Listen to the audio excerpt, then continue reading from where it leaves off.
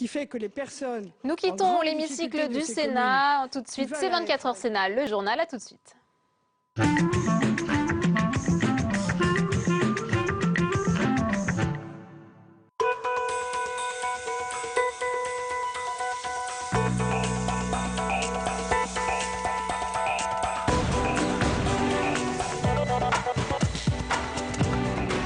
Bonsoir à tous et merci de nous retrouver en direct sur Public Sénat pour cette nouvelle édition de 24 heures Sénat. Voici les titres.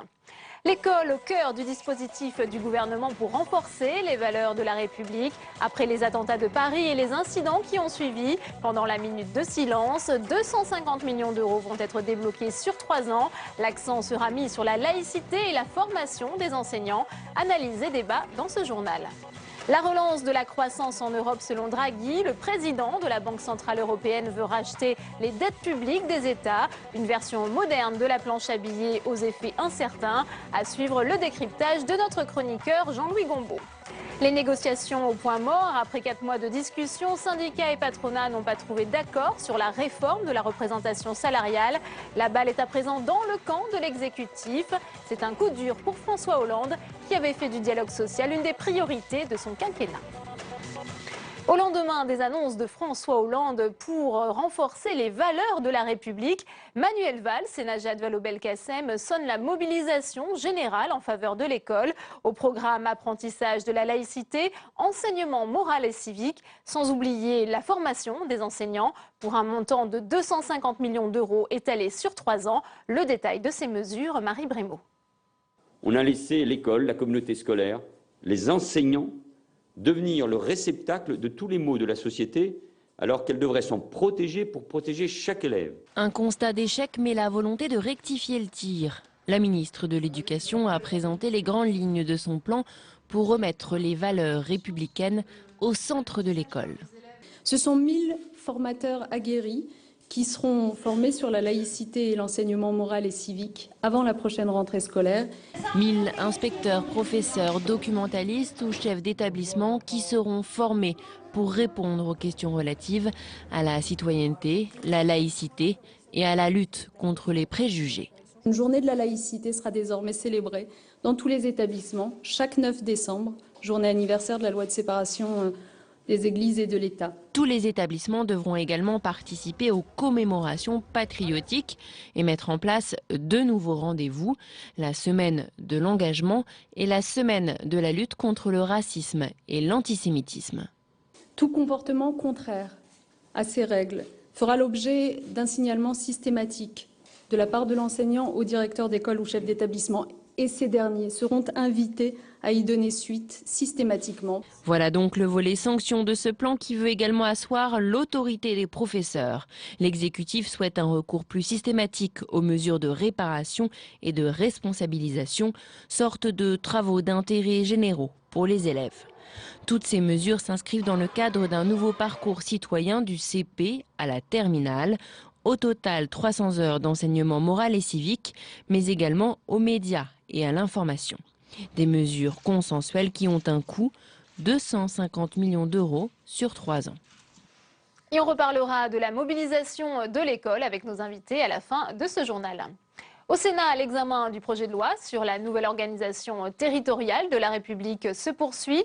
Les sénateurs doivent examiner ce soir les compétences sociales des départements. À noter que le vote sur ce texte interviendra mardi prochain. Le scrutin sera proclamé à 17 h. Et dans le débat sur la laïcité, le président du groupe PS au Sénat, Didier Guillaume, s'est dit opposé à titre personnel à l'accompagnement des sorties scolaires par des femmes voilées ou encore au financement des lieux de culte par les collectivités. C'était à l'occasion de ses vœux à la presse. On l'écoute au micro de Julie Hulin. La laïcité, c'est participer, créer une citoyenneté de combat et intransigeante et ne rien accepter. Et par exemple, moi, je suis opposé à ce que des femmes voilées accompagnent des enfants dans les sorties scolaires. En bref, des perquisitions ont eu lieu aujourd'hui dans le bureau de Jean-François Copé à l'Assemblée nationale, mais aussi dans celui de sa mairie de Meaux en Seine-et-Marne, tout comme son domicile. Des documents et des agendas ont été saisis dans le cadre de l'enquête sur l'affaire Big Malion. C'est l'arme anti-crise de la BCE pour éviter à la zone euro de sombrer dans une nouvelle crise. Mario Draghi a annoncé aujourd'hui des achats massifs de dettes d'État. Jérôme Rabier. Le président de la Banque centrale européenne, Mario Draghi, a encore frappé fort. L'institution rachètera des dettes publiques, un outil jusqu'ici jamais utilisé dans la zone euro. L'addition des achats mensuels des titres privés et publics s'élèvera à 60 milliards d'euros. Ils sont destinés à être utilisés jusqu'à la fin septembre 2016. L'opération sera lancée début mars et représente donc 1140 milliards d'euros avec plusieurs objectifs. D'abord limiter le risque de déflation, c'est-à-dire la baisse des prix. Ensuite stimuler les crédits accordés par les banques aux ménages et aux entreprises. Enfin, faire baisser l'euro face au dollar pour doper les exportations européennes. Une mesure prise à la majorité des États membres, mais à laquelle l'Allemagne est opposée. Quelle que soit la décision de la Banque centrale européenne, cela ne doit pas nous faire dévier du chemin des réformes qui soutiennent la croissance et qui passent d'abord par les politiques nationales. La BCE a en partie rassuré l'Allemagne car seulement 20% des risques seront partagés entre les membres de la zone euro, le reste revenant à chaque pays. Et le patron de la BCE a adressé un autre avertissement. La Banque centrale européenne a pris des mesures aujourd'hui, mais c'est maintenant au gouvernement de mettre en œuvre les réformes structurelles. Et plus ils feront, plus notre politique monétaire sera efficace. Les bourses européennes ont en tout cas apprécié le geste de la BCE puisque tous les indices européens sont en hausse ce soir. Reste à voir sur la durée si la croissance européenne profitera de ce nouvel outil dévoilé par Mario Draghi. Et pour comprendre et décrypter les enjeux de cette décision qualifiée d'historique, Jean-Louis Gambeau, notre chroniqueur économique, nous a rejoint sur ce plateau. Bonsoir Jean-Louis. Bonsoir. Alors est-ce que vous pouvez nous expliquer en quoi cette décision va permettre de relancer la croissance Elle est effectivement historique, comme vous l'avez dit. Qu'est-ce qui va se passer? La Banque centrale européenne va faire monter la planche à billets. Elle va racheter de la dette publique. Autrement dit, comme elle va en acheter beaucoup, les taux d'intérêt sur la dette publique vont encore baisser. Autrement dit, ça va devenir de moins en moins rentable pour les investisseurs privés d'acheter cette dette publique. Et la Banque centrale européenne dit, écoutez messieurs, vous placez votre argent, au lieu de le placer comme des rentiers sur la dette publique, investissez-le, ça fera de la croissance. Autrement dit, à partir de là, comme on va encore créer de la monnaie, l'euro va encore baisser, ça va faciliter les exportations. Donc, arrêtez d'être rentier, investissez, exportez, et donc, à partir de là, normalement, si ça marche, ça doit faire de la croissance. Voilà le message aujourd'hui qu'a lancé la Banque centrale européenne. Alors pourquoi la BCE n'a-t-elle pas pris cette décision plus tôt, Jean-Louis? Alors, d'abord parce que ça ne marche pas à tous les coups. Par exemple, aux États-Unis, ce système marche très bien. Au Japon, c'est une catastrophe, ça ne marche pas du tout. Donc, ce n'est pas aussi évident que ça. Ensuite, c'est contraire au traité européen. Article 121 du traité du fonctionnement de l'Union qui interdit ce genre de procédure. Et l'Allemagne, d'ailleurs, a beaucoup insisté, on vient d'entendre Mme Merkel, qui est un peu déconfite, a beaucoup insisté. Et elle dit la chose suivante, écoutez, moi, je suis actionnaire à 25% de la Banque centrale européenne, je ne vois pas pourquoi mon argent va financer de la dette grecque, espagnole, voire française. Mais la Cour de justice de Luxembourg, cette semaine, a donné tort à l'Allemagne. Elle dit non, c'est tout à fait possible. En fait, on a violé le traité parce qu'on est dans une situation tellement difficile, comme le dit le poète Aragon, devant la grêle, fou celui qui fait le délicat. Et donc, on force les choses. Et là, on voit qu'on atteint une période, vous avez dit historique, et je crois que c'est parfaitement exact, parce que qu'est-ce qui va se passer? Il va se passer que est instaurée à partir de maintenant une solidarité européenne sur la dette, une mutualisation des dettes, ce qui n'a jamais existé, ce qui est une avancée absolument considérable de l'Europe politique, parce que qui dit solidarité entre les pays financés par la Banque centrale européenne dit avancée politique. Seulement, cette avancée politique se fait sous l'égide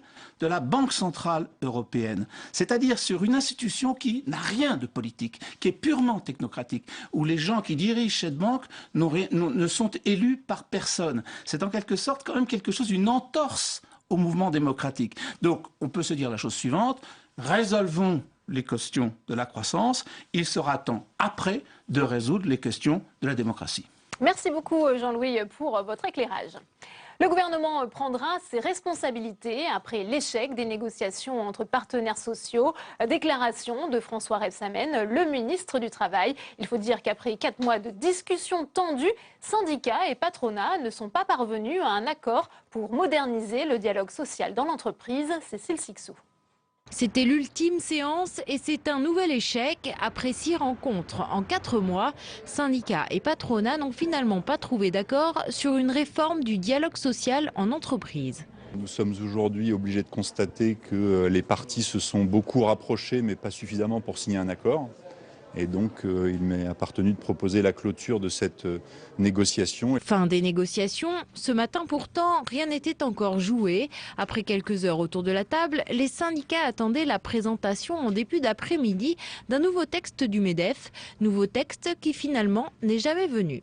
L'enseignement il est attiré par le patronat qui a considéré dans cette négociation sur le dialogue social que la visée à poursuivre c'était la grande braderie des droits des salariés.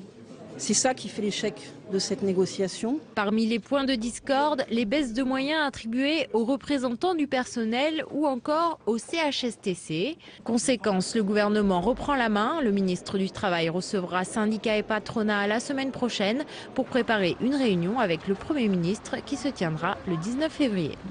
Et dans un autre dossier, celui des routiers, les syndicats ont repris leurs actions devant le refus du patronat de retourner à la table des négociations salariales après avoir reçu un soutien du gouvernement qui a déploré, je cite, cette politique de la chaise vide. 24 heures Sénat, tout de suite le débat.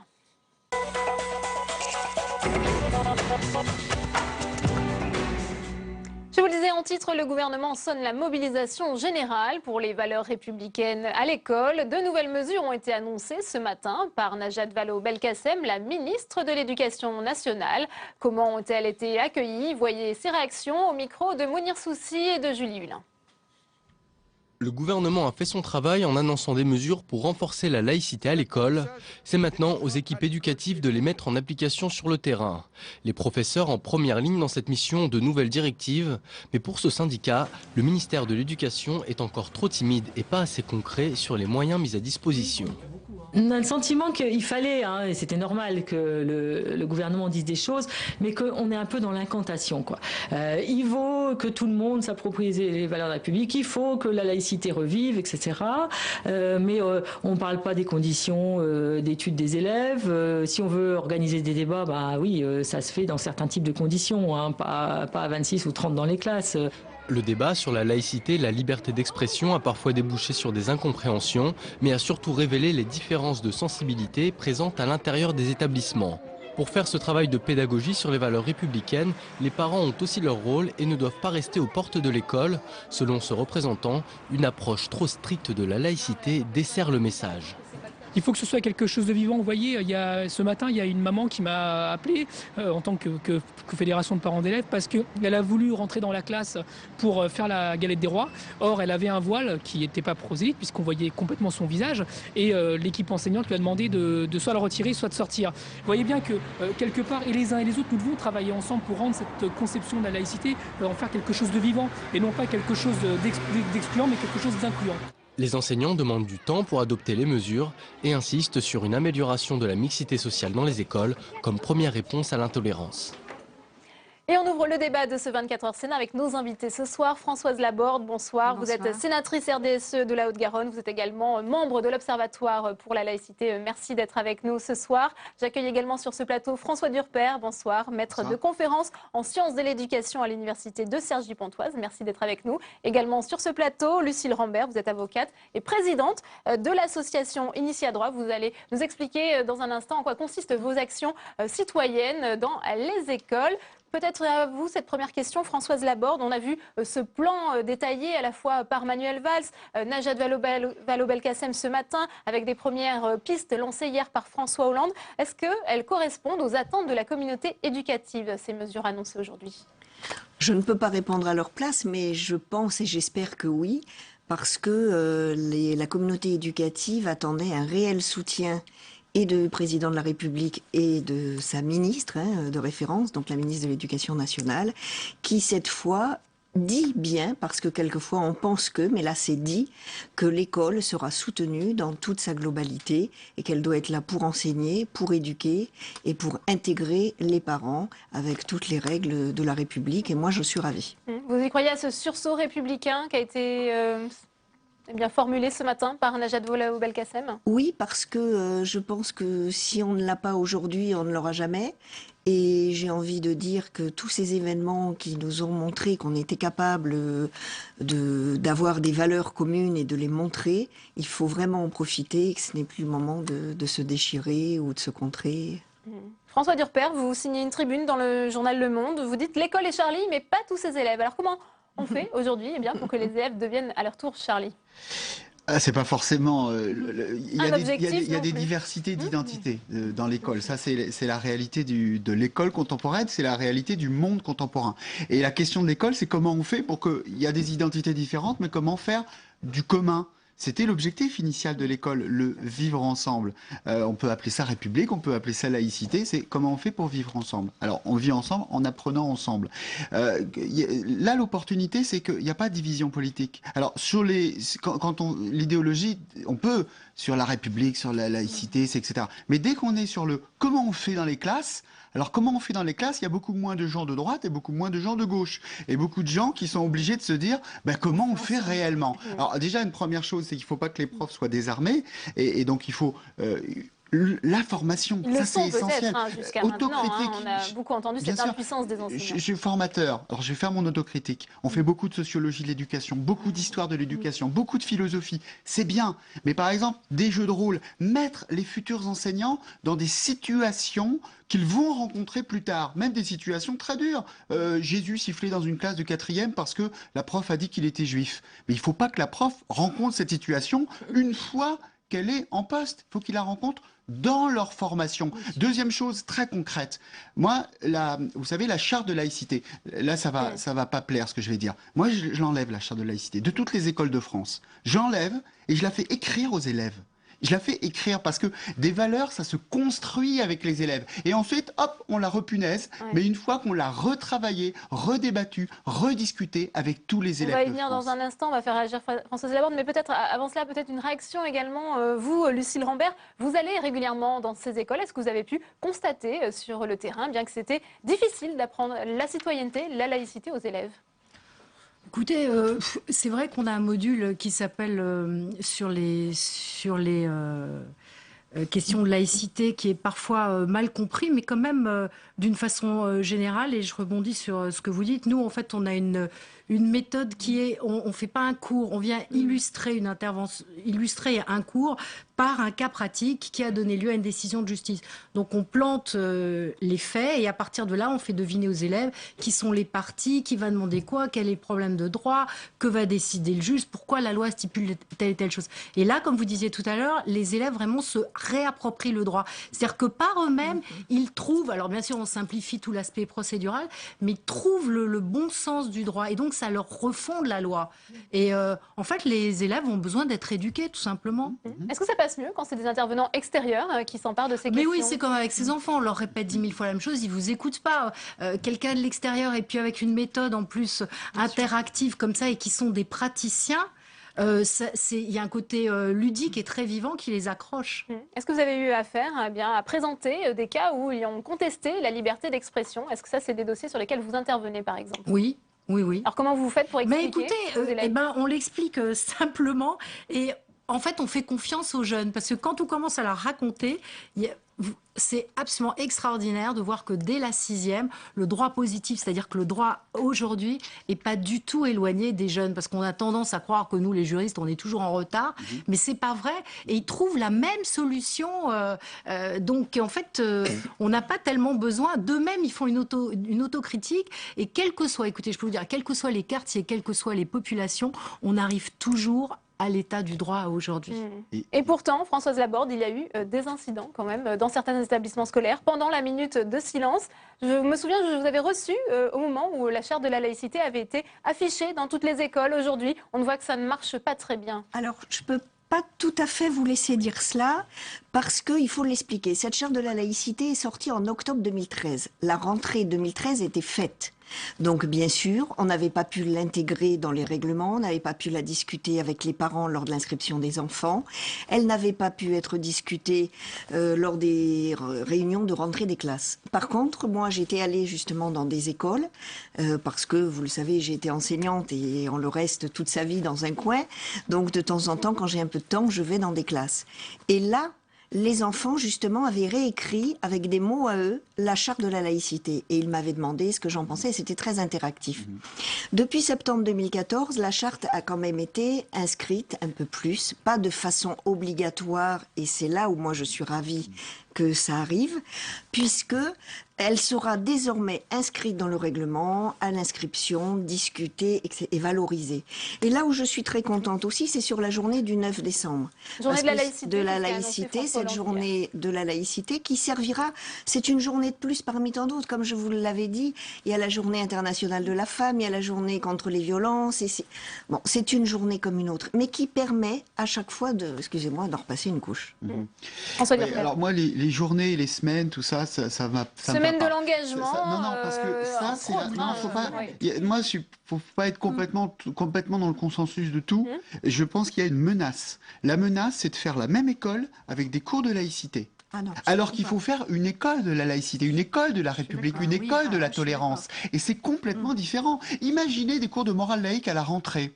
Notez comme toute matière, 5 sur 20 en laïcité, ça veut dire que je suis nul en laïcité. J'aime pas ma prof de laïcité ou j'aime pas ma prof de République, donc j'aime pas la République. C'est l'opportunité d'enseigner différemment. Et c'est exactement ce qui vient d'être dit. Le débat, on a des débats entre adultes sur la liberté d'expression. Surtout, Dieudonné, on n'est pas d'accord. Personne n'est d'accord sur rien, adulte. Après, on est d'accord sur des valeurs communes, c'est-à-dire qu'on se tue pas, on échange. On débat. Eh ben, les enfants, ils doivent être capables aussi de débattre. Le débat régulé. Le débat régulé, c'est essentiel. C'est ce que vous faites d'ailleurs. Et puis il y a un deuxième point, c'est que laïcité, c'est très important. Mais là, on n'a pas abordé uniquement la laïcité. On a abordé la rationalité. Et c'est pas Ferry là, c'est 2 siècles avant. René Descartes. Quand vous avez des enfants qui croient aux théories complotistes, il faut que l'école s'empare de ça et dire, écoutez, les vidéos, on va les voir en classe, on va les décortiquer en classe, et même plus, on va prendre un fait avéré, et puis on va construire une petite vidéo entre élèves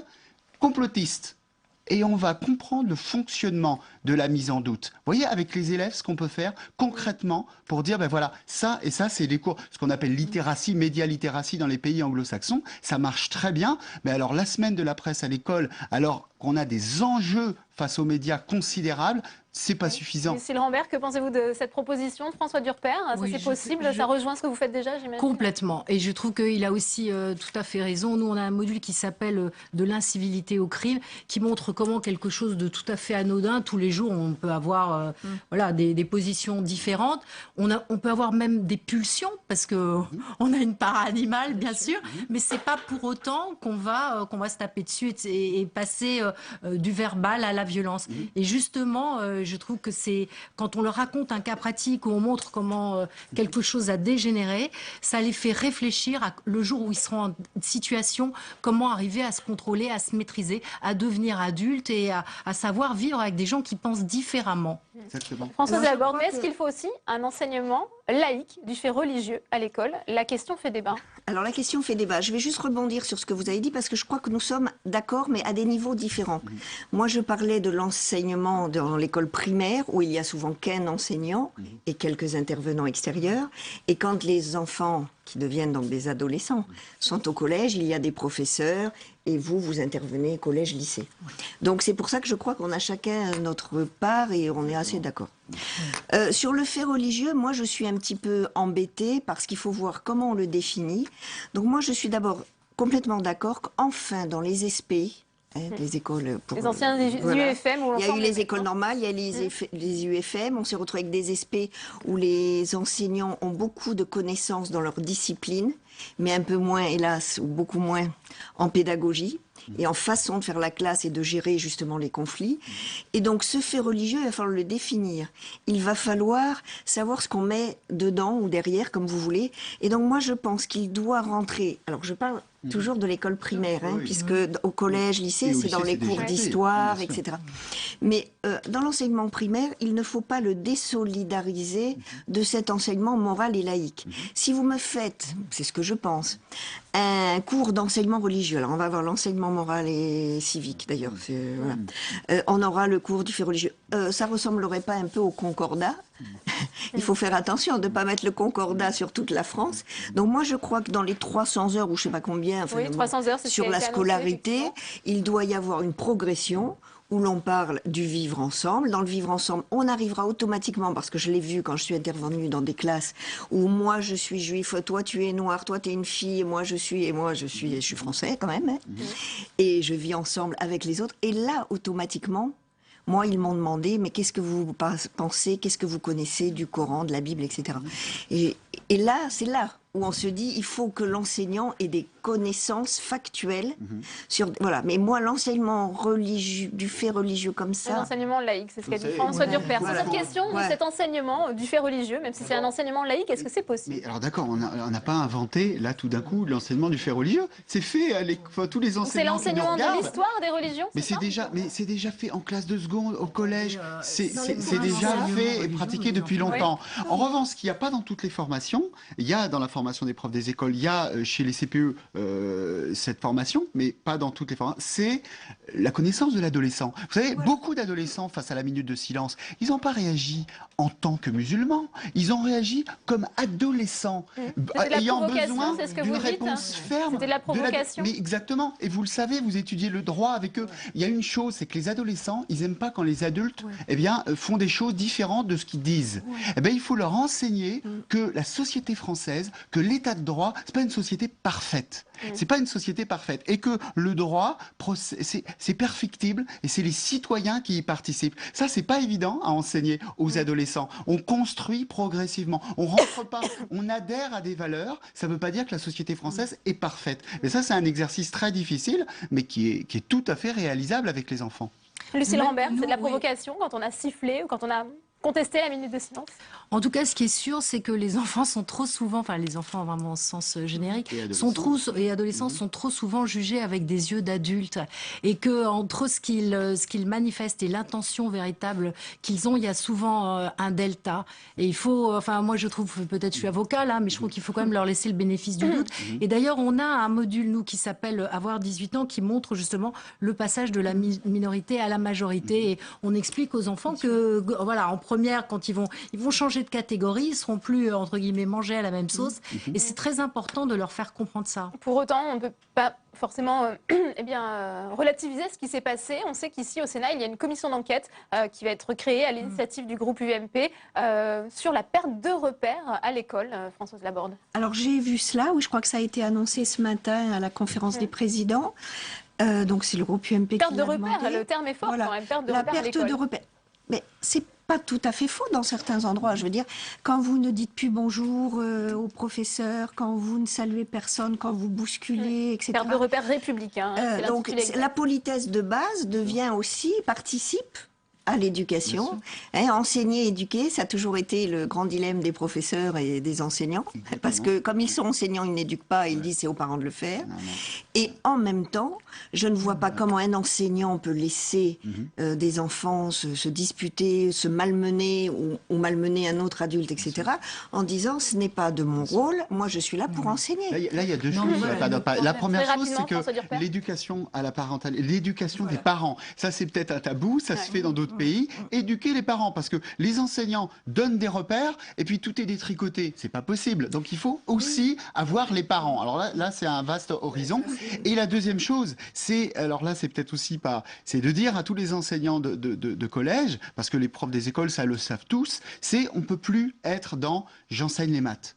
J'enseigne l'histoire. Non, dans le métier, on enseigne les maths et le vivre ensemble. On enseigne l'histoire et le vivre ensemble. Il y a beaucoup d'enseignants qui le savent. Merci bien sûr, à tous les trois d'avoir été les invités. C'est la fin de ce débat.